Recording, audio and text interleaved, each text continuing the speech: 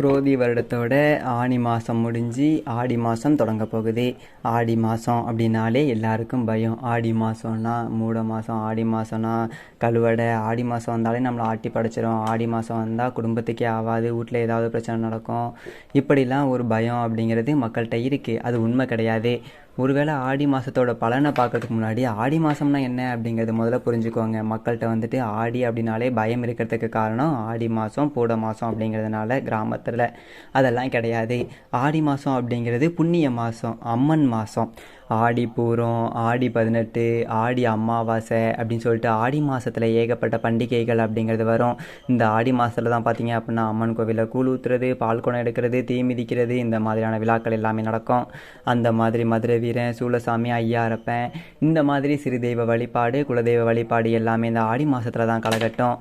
அப்போது இந்த ஆடி மாதத்தை பொறுத்த வரைக்கும் இந்த வெயில் காலம் முடிஞ்சு மழை வர ஆரம்பிச்சிடும். அப்படிங்கிறதுனால ஆடி பட்டம் தேடி பார்த்து விதைன்னு சொல்லியிருக்காங்க. விவசாயி வந்துட்டு விதைச்சிட்டு இருந்த காசை ஃபுல்லாக முதல்ல போட்டு வச்சுட்டு சும்மா உட்காந்துருப்பாங்க, கையில் 10 ரூபா இருக்காது.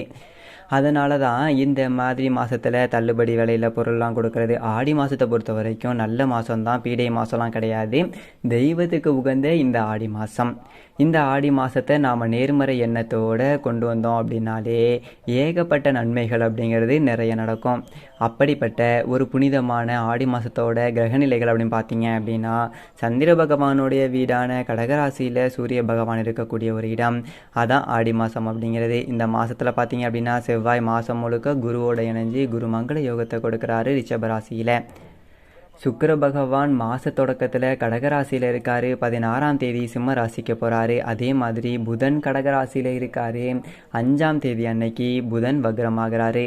5ஆம் தேதியிலேருந்து 28 தேதி வரைக்கும் புதன் வக்ரம் அடைகிறாரு. அதோட குரு பகவான் ரிஷபராசியில் மாதம் முழுக்க இருக்க போகிறாரு. சனி பகவான் கும்பராசியில் வக்ரத்தில் இருக்கார். விஷப்பாம்பு ராகு மீனத்திலையும், விஷமற்ற பாம்பு கேது கண்ணிலையும் இருக்க போகுது. இந்த கிரக நிலைகள் இந்த அற்புதமான அம்மன் மாதம், புனிதமான ஒரு மாதத்தில் உங்களுக்கு என்ன நன்மைகளை செய்ய போகுது?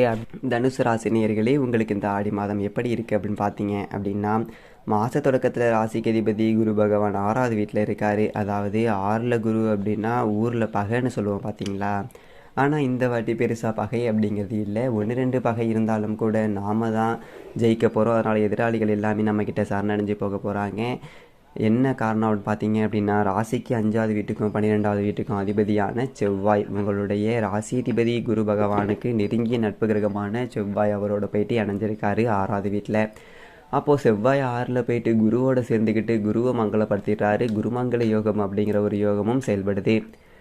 தொழில் வளர்ச்சி அப்படிங்கிறது பொது வாழ்க்கையில் திருப்தி, சுபவிரய செலவுகள், இடமாற்றம், வீடு மாற்றம், விலை உயர்ந்த பொருட்களை வாங்குறது, இது எல்லாமே உங்களுக்கு இந்த ஒரு மாதத்தில் நடக்கக்கூடிய ஒரு அமைப்பு. பொதுவாகவே செவ்வாய் 6வது வீட்டில் இருக்காரு அப்படின்னாலே எதிராளிகளை வெல்லக்கூடிய ஒரு சத்ரு சம்ஹார அமைப்பு அப்படிங்கிறது அர்த்தம்.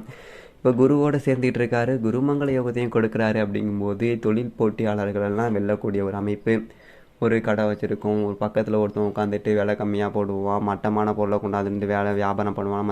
நம்ம தர்மத்துக்கு கட்டுப்பட்டு வியாபாரம் பண்ண நினைப்போம். ஆனால் மக்கள் கூட்டம் வந்துட்டு நம்மக்கிட்ட விலை 10 ரூபா கம்மியாக இருக்க இடத்துக்கு தான் போகுது. இப்போ நமக்கு ஒன்றும் வியாபாரமே இல்லை, பொருள் தங்கி போச்சு அப்படின்னவங்களுக்கு எல்லாமே இந்த தொழில் போட்டியாளர்கள் அப்படிங்கிறது விலகி போயிடுவாங்க. வாடிக்கையாளர்கள் உங்களை நோக்கி வரப்போகிறாங்க. புது யுக்திகளை கையாண்டு வாடிக்கையாளர்களை இருக்க போகிறீங்க. அந்த மாதிரி கடந்த ஒரு காலகட்டத்தில் விற்பனை ஆகாமல் தேங்கி கிடந்த பொருட்களை எல்லாத்தையுமே தீர்த்து முடிக்க போகிறீங்க.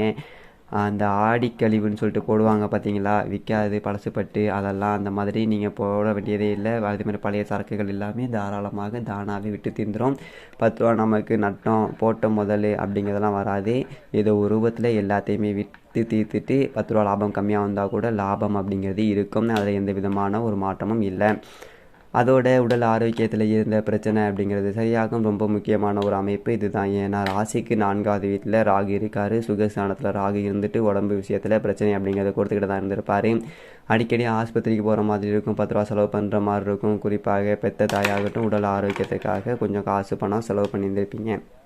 இப்போது இந்த ருணரோக சத்ருஸ்தானம் அப்படிங்கிற இடத்துல செவ்வாய் போகிறாரு. அப்படிங்கும்போது உடம்புல உள்ள பிரச்சனை அப்படிங்கிறத சரி பண்ணிடுவார். தாயாருடைய உடல் ஆரோக்கியத்தில் இருந்த பிரச்சனை சரியாயிடும். வெட்டிய ஆஸ்பத்திரிக்கு செலவு பண்ண காலம் அப்படிங்கிறது மலையேறி போயிடும். இந்த குரு செவ்வாய் சேர்க்கை அப்படிங்கிறத விட குருவோடைய பார்வை அப்படிங்கிறது ராசிக்கு 2, 10, 12 இந்த 3 வீட்லேயும் இருக்குது. அதாவது குரு இருக்கிற இடத்த விட பார்க்குற இடத்துக்கு பலம் அதிகம் இல்லைங்களா. மறைவிடத்தில் இருந்தாலும் குரு பார்க்குற இடத்துக்கு அடிப்படையில் வருமானம் அப்படிங்கிறது நல்லாயிருக்கும். ஏன்னா 2வது வீட்டை குரு பார்க்குறாரு. தனவாக்கு குடும்பஸ்தானம். பேச்சை மூலதனமாக கொண்டு தொழில் செய்கிறவங்க, ஒரு பட்டிமன்ற பேச்சாளர், மேடை பேச்சாளர், டிவியில் வந்துட்டு பேசக்கூடியவங்க, இவங்க எல்லாத்துக்கும் ஒரு 10 ரூபா வருமானம் இருக்குது. அந்த மாதிரி தொழில் அபிவிருத்தி திட்டங்கள் அப்படிங்கிறதையும் செய்வீங்க. வீடு வாங்குறது, இடம் வாங்குறது, கட்டின வீட்டை பழுது பார்க்குறது, வீட்டுக்கு வர்ணம் பூசுறது, இந்த மாதிரி எல்லா வேலைகளும் இந்த ஒரு காலகட்டத்தில் செய்யலாம். நல்லது அப்படிங்கிறது நடக்கும். அந்த மாதிரி 10ஆம் இடத்துல குரு பார்வை அப்படிங்கிறது விழுகுது. அப்படிங்கும்போது சொந்த தொழில் அப்படிங்கிறது முன்னுக்கு வரும். ஏதோ ஒரு தொழில் ஆரம்பித்தோம் அப்படி டல்லாக ஓடிட்டு இருந்தது அப்படிங்கிறவங்க கூட இனிமேல் 10 ரூபா சம்பாதிச்சு மிச்சப்படுத்தலாம். அதோட 12 குரு பார்வை சுப விரைய செலவுகள் அப்படிங்கிறத கொடுப்பாரு. கல்யாணம், காட்சின்னு உறவுகளுக்குள்ளே ஏகப்பட்ட ஒரு விசேஷம் அப்படிங்கிறது நடக்கும். ஒரு சொந்த பந்தத்தோடு போயிட்டு 2 நாள் சந்தோஷமாக இருந்துட்டு வரக்கூடிய ஒரு அமைப்பு அப்படிங்கிறது இருக்குது. அதே மாதிரி மாதம் முழுக்க சனி பகவான் கும்பராசியில் வக்கரமடைகிறார். 2க்கும் 3க்கும் அதிபதியான சனி வக்கரமடைகிறாரு அப்படிங்கிறது நல்லதில்லை. இதுதான் கொஞ்சம் சுமாரான ஒரு அமைப்பு. நேரம் சரியில்லை அப்படின்னு சொல்லிட்டு சொல்கிறது. கொடுக்கல் வாங்கலில் கொஞ்சம் தடுமாற்றம் இருக்கும். அதனால் கூடுமான வரைக்கும் கொடுக்கல் வாங்கலை வச்சுக்க வேண்டாம். குறுக்கீடுகள் எதுவும் வேண்டாம். யாருக்கும் நம்பி ஜாமீன் போடக்கூடாது. அதே மாதிரி இந்த கமிட்மெண்ட்லாம் பெருசாக வேறு யாராவது உங்களுக்கு தெரியாதவங்க ஏதாச்சும் உங்களுக்கு மேலே கமிட்மெண்ட் கொடுத்தாங்க அப்படின்னா அதெல்லாம் அவாய்ட் பண்ணிட்டு போயிட்டே இருங்க. ஏன்னா உங்கள் லைஃபு உங்கள் ஃபேமிலி அப்படிங்கிறத மட்டும் பார்த்துக்கோங்க. அதே மாதிரி ஏதாச்சும் கடன் யார்கிட்டயாவது வாங்கியிருந்தீங்க அப்படின்னாலும் அந்த கடனை உடனே செட்டில் பண்ணுற வழியை பார்க்கணும். சரிங்களா? ஃபஸ்ட்டு ஒரு குழி தோண்டிட்டோம் அப்படின்னா ஒரு குழியை மூடுறதுக்கு தான் வழியை பார்க்கணுமே ஒழிய இன்னொரு இடத்துல குழியை தோண்டி இந்த குழியை மூடுறது, இன்னொரு இடத்துல குழியை தோண்டி இந்த குழியை மூடுறது அப்படி சொல்லிட்டு எப்போ பார்க்கக்கூடாது. சரிங்களா? ஸோ அதே மாதிரி சொல்லிடணும் முன்னாடி, இந்த தேதியில் இந்த மாதத்தில் இந்த தேதியில் உங்களுக்கு கடன் கொடுக்க முடியும் சொல்லிட்டீங்க அப்படின்னா கடன் கொடுத்தவனும் கொஞ்சம் நிம்மதியாக இருப்போம். அதை வச்சு நம்மளும் சீக்கிரமாக கடனை அடைக்கிற வழியை பார்க்கலாம். சரிங்களா? அதனால் நல்லபடியாக எடுத்து சொல்லிக்கிறது அப்படிங்கிறது ரொம்ப ரொம்ப நல்லது. உடனே கொஞ்சம் எதிராளிகளுடைய தொல்லை அப்படிங்கிறது அதிகரிக்கும். எதிரிகளுடைய பலம் அப்படிங்கிறது லேசாக கூடுற மாதிரி இருக்கும். ஆனால் செவ்வாய் 6ல் இருக்கார் அப்படிங்கிறப்போ பயப்பட வேண்டியது இல்லை.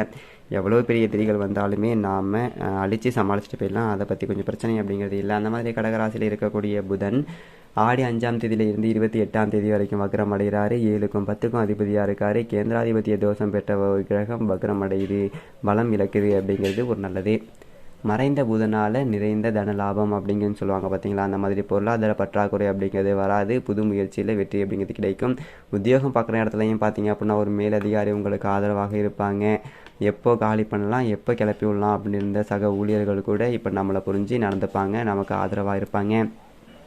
ஆடி 16ஆம் தேதி சிம்ம ராசிக்கு சுக்கிரன் வராரு. ராசிக்கு 6க்கும் 11க்கும் அதிபதியான சுக்கிரன் 9வது வீட்டுக்கு வராரு. அப்படிங்கும்போது சொத்து பிரச்சனைகள் அப்படிங்கிறது முடியும். குறிப்பாக தந்தை வழி சொத்துக்கள், ஒரு அங்காளி பங்காளி கேஸு போட்டிருக்கான், ரொம்ப வருஷமாக கேஸு கோர்ட்டில் இழுத்துக்கிட்டே இருக்குது, ஒரு முடிவுக்கு வர மாட்டேங்குது அப்படின்னு இருந்த சொத்துக்கள் எல்லாமே இப்போ ஒரு 10 ரூபா நம்ம கைக்கு வரக்கூடிய அளவுக்கு ஒரு வாய்ப்பு அப்படிங்கிறது அமையும். நிறைய விட்டு போன சொந்தங்கள் எல்லாமே ஒன்று சேரக்கூடிய ஒரு அமைப்பு அப்படிங்கிற மாதிரி இருக்கும். மற்றபடி இந்த மாதத்தில் நன்மைகள் அப்படிங்கிறது கொஞ்சம் கூடுதலாக தான் இருக்குது. இந்த தீமைகள் அப்படின்னு சொல்லிட்டு எதுவும் பயப்பட வேண்டியதில்லை.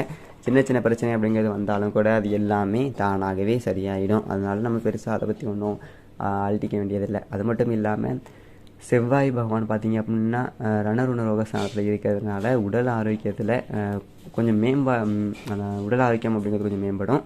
ஸோ உடல் ஆரோக்கியத்தில் பிரச்சனைகள் இருந்துச்சு அப்படின்னா நீங்கள் ஒரு சின்னதாக அதாவது மருந்து எடுத்துக்கிட்டீங்க அப்படின்னா கூட இந்த எப்படி சொல்கிறது, சின்ன முயற்சி பண்ணிங்கன்னா கூட அந்த உடல் ஆரோக்கியம் அப்படிங்கிறது முழுசாக உங்களுக்கு உடல் ஆரோக்கியத்தை கொடுக்கக்கூடிய அந்த ஒரு விஷயமாக மாறிடும். அது மட்டும் இல்லாமல் இந்த ஒரு காலகட்டத்தில் தொழிலில் யாருக்காவது ஏதாவது கொஞ்சம் கஷ்டம் இருந்துச்சுன்னா அப்படின்னா தொழிலில் வளர்ச்சி ஏற்படும். பெண்களுக்கு வாழ்க்கையில் முன்னேற்றம் அப்படிங்கிறது ஏற்படுங்க. அதாவது பெண்களுக்கு அந்த சுதந்திரம் அப்படிங்கிறது கொஞ்சம் அதிகமாகவே கிடைக்கும். நீங்கள் இப்போ எந்த முடிவு எடுத்தாலும் அதுக்கு குடும்பத்தில் உள்ளவங்க ஒத்துழைப்பு கொடுக்கக்கூடிய ஒரு காலகட்டமாக இருக்கும். மாணவர்களுக்கு கல்வியில் முன்னேற்றம் அப்படிங்கிறது ஏற்படும். கல்வி முன்னேற்றம் மட்டும் இல்லாமல் இதுக்கு முன்னாடி ஏதோ சுமாராக தான் படிச்சுட்டு இருந்தேன் அப்படிங்கிற அளவுக்கு இருந்த பையன் கூட இப்போ திடீர்னு உங்களுக்கே எப்படி இந்த பையன் இவ்வளோ இவ்வளோ மார்க் வாங்கலாம் அப்படின்னு சொல்லிட்டு எல்லோரும் ஆச்சரியப்படக்கூடிய, அதாவது சக மாணவர்கள் ஆச்சரியப்படக்கூடிய அளவுக்கு உங்களாலேயும் ரொம்ப நல்லாவே படிக்கக்கூடிய ஒரு காலகட்டமாக இருந்த ஒரு காலகட்டம் இருக்கும். அது மட்டும் இல்லாமல் ராசிக்கு அர்த்தாஷ்டமத்தில் ராகு இருக்கார் அப்படிங்கிறது மட்டும்தான் ஒரு சின்னது ஒரு கலக்கம். அதனால் கொஞ்சம் கவனமாக இருந்துக்கணும். ஏன் அப்படின்னாக்க அர்த்தாஷ்டமத்தில் ராகு இருக்கும்போதே தாயாருக்கு அடிக்கடி தொந்தரவு அப்படிங்கிறத கொடுப்பாரு. அப்பப்போ கொஞ்சம் பிரச்சனை அப்படிங்கிறது வர வாய்ப்புகள் இருக்குது. அதனால் கொஞ்சம் கவனமாக இருந்துக்கோங்க.